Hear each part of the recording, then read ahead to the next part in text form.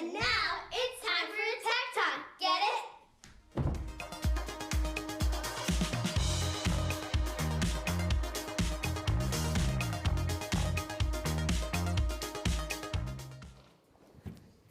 Hey, everybody. Here I am, your first Tech Talk. Whoops. So a few months before the picture on the right was taken, and I'm sorry it's not more clear, I got a call. And I was working at Facebook, and they said, we're changing the mission of the company. We're going to give people the power. We're going to change the mission from making the world more open and connected to giving people the power to build community and bring the world closer together. And for me, I was elated. I had been working for months, years, to try to get the company to understand that our value was really in helping people build community and build cohesion out in the world. And I felt like they finally listened, or maybe better, it finally listened. And so I rolled up my sleeves and I started working with the people like the ones in this image on the right, and unfortunately it's not clear enough, but you guys may recognize Libby, who started Pantsuit Nation. We worked with a woman named Janice, who started this group called Show Me Your Stethoscope, which was a nurse advocacy group. And really we began to be at the helm of thinking about how Facebook was helping people build relationship to kind of further social change in the world. We started building programs to support them. It was the first time it is that Facebook ever gave money away. We gave $100 million away to these sorts of community leaders and, in Facebook's language, group admins.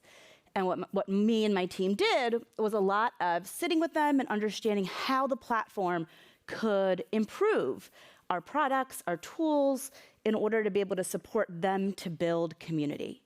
And this is where my bubble busted. Because as we brought this feedback back into the product and engineering teams, the challenge was always having the priorities of these community leaders, the ones who are really at the helm of making Facebook something that could strengthen our social fabric, was always deprioritized compared to the things it is that were going to further growth and engagement for the company. And this is when I really realized that I'd come to Facebook after creating a community organizing group in India that was bringing the rich and the poor together in their neighborhoods, and it was just in the wake of Arab Spring. And so I came with all of this kind of hope and optimism, but really realized that with this business model, there was no way that Facebook was going to really be a platform to build stronger communities and strengthen our social fabric. But I felt like we really needed to be able to figure out how to do that. What do the digital tools need to look like that can support these community leaders, these people who are stewarding our communities, to build healthier relationship, places of belonging, help us build the norms of our spaces online, so that we were able to understand one another as opposed to just bicker. And it turns out that Eli Pariser and Talia Stroud were also people who it is that you may know. Eli wrote the book, The Filter Bubble. Talia runs the Center for Media Engagement at UT Austin. We're also thinking about the same question. They were trying to answer this question. If you were trying to change what social media looked like and were trying to optimize it for democracy as opposed to engagement, what would you do? But what they realized is that in asking that question, we were framing the problem as an informational problem, when in fact it was a relational problem. It was the problem it is that we all have when we put a whole bunch of people in a big room together. And so we started thinking about social networks as spaces, as a space like the one it is that we're in right now. And what would the design of that need to look like? And it turns out that there are actually, if you look out into the world to say, who actually knows something about how you construct spaces, it turns out that we do actually know a lot about this as we, as a civilization, have constructed cities. Are cities a two-way marketplace? Yes. Are cities a place it is that you're able to stay in touch with relatives and distant friends? Yes. Are cities a vector for viral sharing? Yeah. And what we've realized is that as cities have also grown, they've encountered a lot of the same social and political challenges it is that platforms are today. They've dealt with massive growth. They've dealt with the corruptive influence of new sorts of business models. They've dealt with the introduction of frictionless technologies, which promised to connect everybody, but in fact often just furthered our racial and social divides. But faced with this vision of top-down, car-filled cities, pioneers like Jane Jacobs said, what if we are able to actually put human relationships at the center of how it is that we design cities? She and her colleagues like Holly White, they observed people living their normal lives in cities. They figured out why and when and where people would actually stop and talk. They observed how friends would actually become neighbors.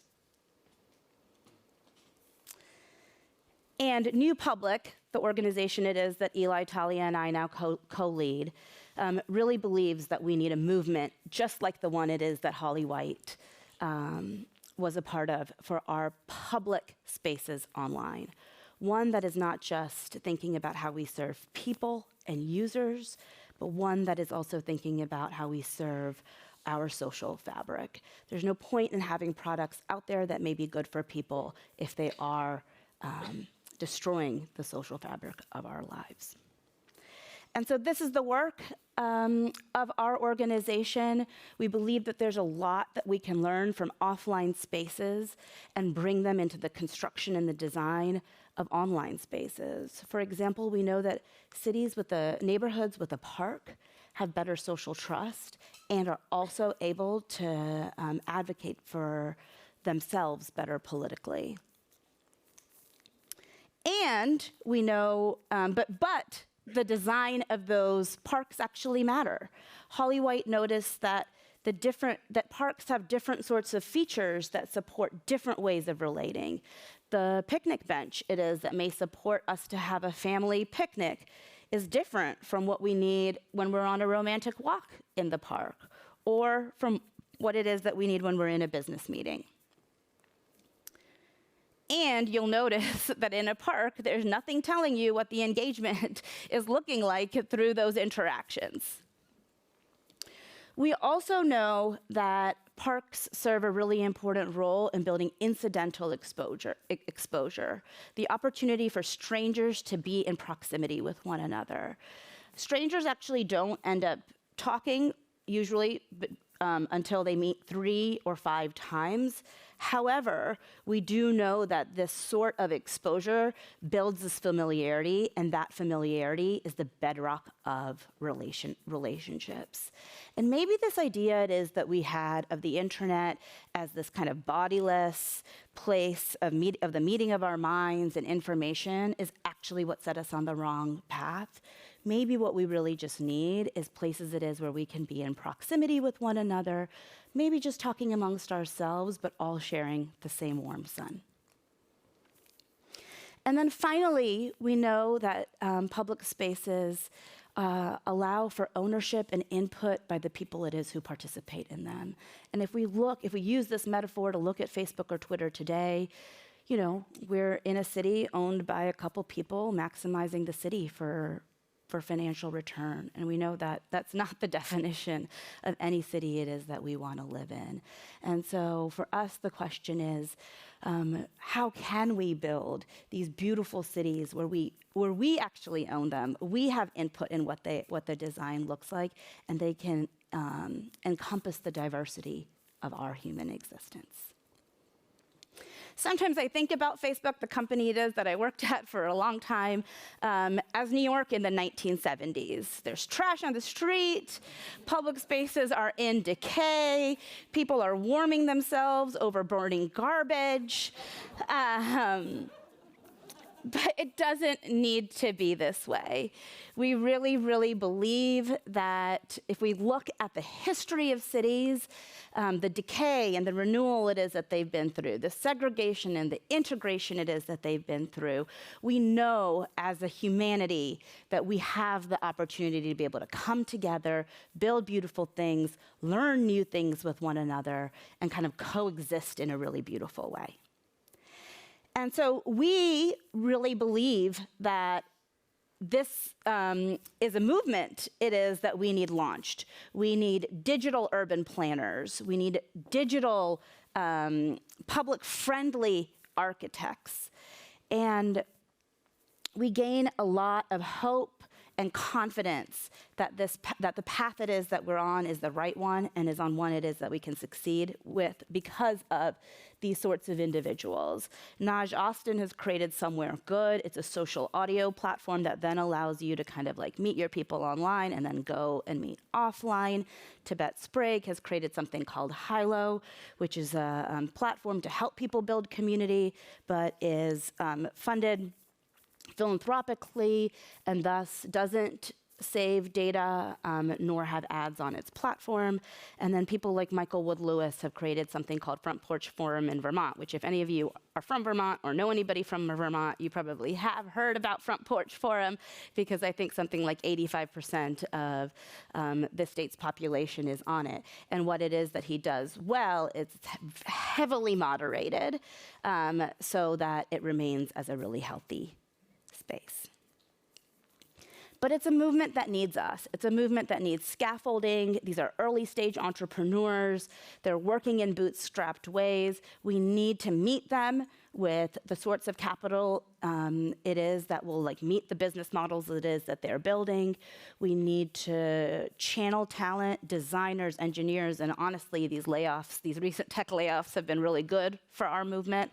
And then we really need to figure out we need to be creating the platforms for learning across these. We need to understand what the metrics, how are we going to be able to measure, and I think we have a conversation later today, but like that we actually are building cohesion and stronger relationships through this work. And we really believe that philanthropy has a really important role to play right now in this moment. The spaces it is that are, in this 2x2, which is something that guides our work, we may have heterogeneous spaces over here. Everybody is welcome. They're free. We have more homogeneous spaces over here. You may have to pay for them with these subscription models, especially if they're well managed. And then, of course, the Facebook and Twitters are down here, given that they're not very well managed, but yet everybody is in them. It's this quadrant it is that we believe we need to invest in as these healthy digital public spaces online, and VC is not the right source of capital for them. Philanthropy has a track record of standing up institutions like our libraries. And finally, I think philanthropy can play a really important role to kind of bridge what ideally can eventually take on large amounts of public funding. And we're really excited about a partnership it is that we have with 4 large public broadcasters, CBC Radio Canada, ZAF in Germany, SDRG, I mean, it's like alphabet soup, SDRG in Switzerland and RTBF in Belgium, where they have come together to pool their capital together and are working with us to answer the question, what would it look like for us to reinvent what our own interface with our audience looks like so that we are building these healthy relationships as opposed to just kind of being a microphone out there.